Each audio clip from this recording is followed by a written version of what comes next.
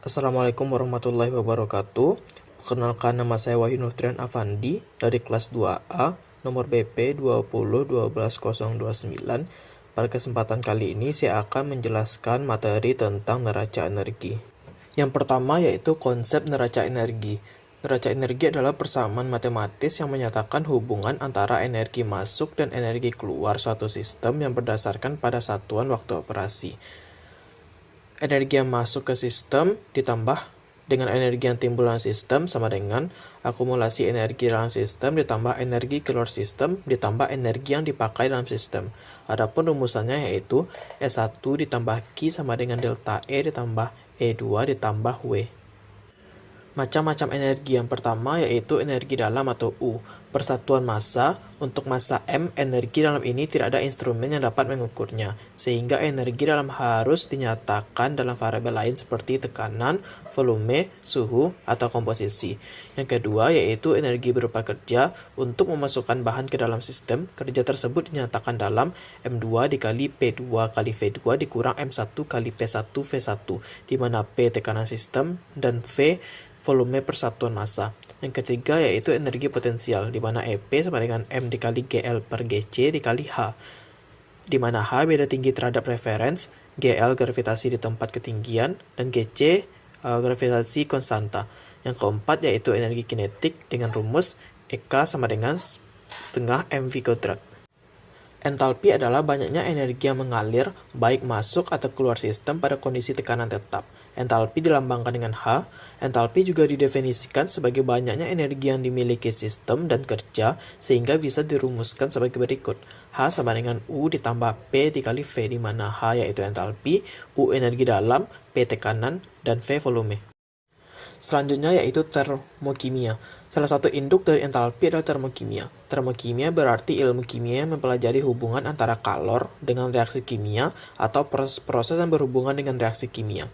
Dalam praktiknya, termokimia lebih banyak berhubungan dan sering ditemukan dengan pengukuran kalori yang menyertai reaksi kimia atau proses-proses yang berhubungan dengan perubahan struktur zat.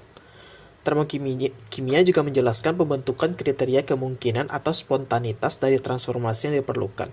Termokimia memperkirakan perubahan energi yang terjadi dalam reaksi kimia, perubahan fase, dan pembentukan larutan. Sebagian besar ciri-ciri dalam termokimia berkembang dari penerapan hukum satu termodinamika, yaitu hukum kekekalan energi, fungsi energi dalam, entalpi, entropi, dan energi bebas Gibbs. Panas pembentukan. Perubahan entalpi pembentukan standar delta HF merupakan perubahan entalpi untuk membentuk satu mol senyawa dari unsur-unsur pembentuknya pada keadaan standar, yaitu suhu 283 Kelvin dan tekanan 1 atm. Adapun untuk mencari delta H pembentukan reaksi, yaitu delta H pembentukan hasil dikurang dengan delta H pembentukan bereaksi. Data yang diperlukan yaitu delta H pembentukan. Panas reaksi. Perubahan entalpi delta H terjadi bila sistem melepas atau menyerap kalor. Suatu perubahan entalpi yang diukur dengan ukuran standar akan disebut perubahan entalpi standar. Satuannya bernama kilojoule dalam sistem internasional. Penulisan besarnya entalpi reaksi dalam persamaan reaksi dilakukan dengan menuliskan simbol perubahan entalpi atau delta H di belakang persamaan reaksi.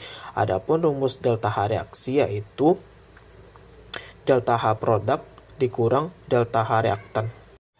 Reaksi eksoterm yaitu reaksi yang sistemnya membebaskan atau melepas energi, sehingga lingkungan menjadi naik temperaturnya. Adapun rumusnya yaitu delta H reaksi sama dengan delta H produk dikurang delta H reaktan, sehingga nilai delta H-nya yaitu minus, karena melepaskan energi.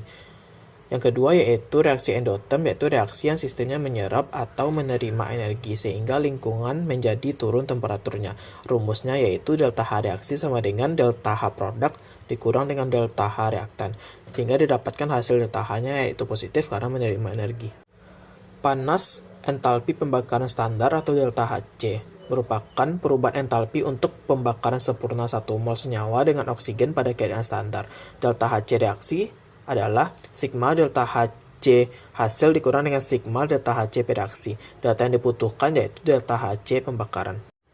Apa itu keadaan standar? Dalam kimia, keadaan standar dari suatu material adalah titik referensi yang digunakan untuk menghitung sifatnya dalam kondisi yang berbeda.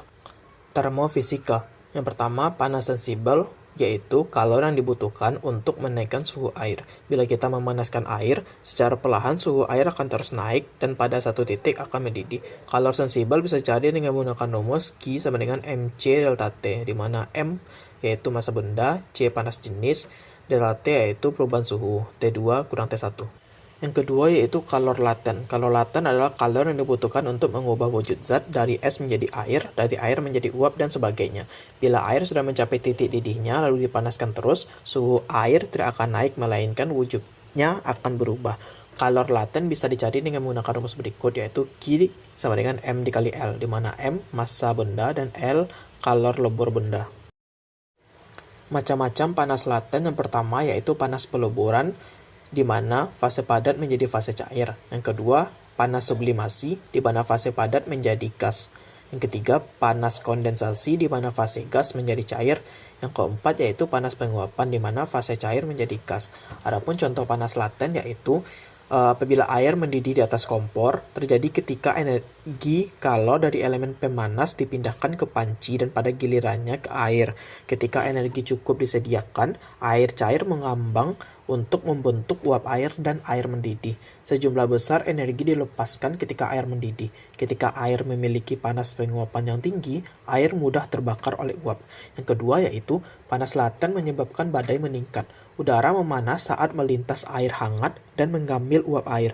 Saat uap mengembun membentuk awan, panas laten dilepaskan ke atmosfer. Panas tambahan ini menghangatkan udara, menghasilkan ketidakstabilan dan membentuk awan naik dan badai meningkat. Sekian penjelasan saya mengenai materi tentang neraca energi. Terima kasih atas perhatiannya. Assalamualaikum warahmatullahi wabarakatuh.